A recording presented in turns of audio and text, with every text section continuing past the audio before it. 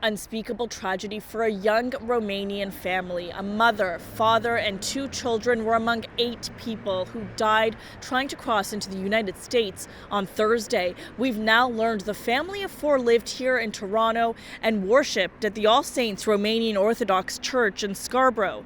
The parents were set to be deported. What was the family like? Oh, very nice, very kind family. It's something very bad what happened. I cannot understand. 28-year-olds Christina Mona Lisa Zenaida Iordache and Florine Iordache were found in a marsh on the riverbank with 2 Canadian passports in their possession. One for their 2-year-old child, the other for their 1-year-old infant, whose bodies were also recovered. The family of 4 was among 8 migrants whose bodies were pulled from the St. Lawrence River after a boat carrying them from Canada into the United States capsized Thursday. Sorry, guys. Emotions running high outside the church where the 2 children were baptized. And children. Okay. It must be so hard, Too knowing. hard for all of us. Yeah.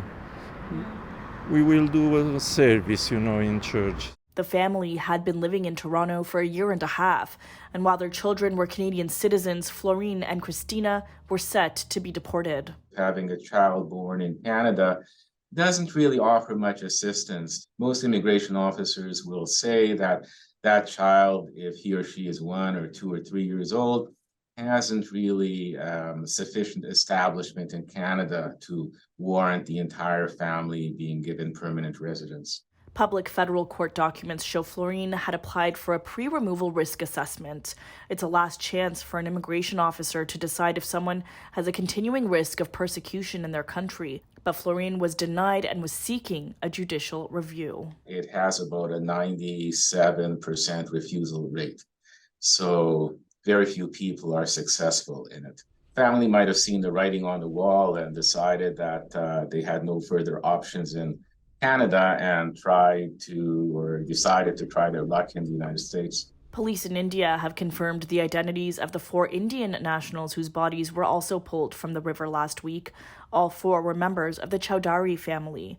The tragedy comes just days after Canada and the United States renegotiated the Safe Third Country Agreement, closing unofficial ports of entry to refugees seeking asylum in an effort to deter irregular border crossings. This was a horrific story, and there is a proper investigation going on. We need to understand all the facts involved before we draw conclusions. But we do need to make sure we're doing everything we can and continuing to do everything we can to remain an open and welcoming country with a rigorous and well-applied immigration system.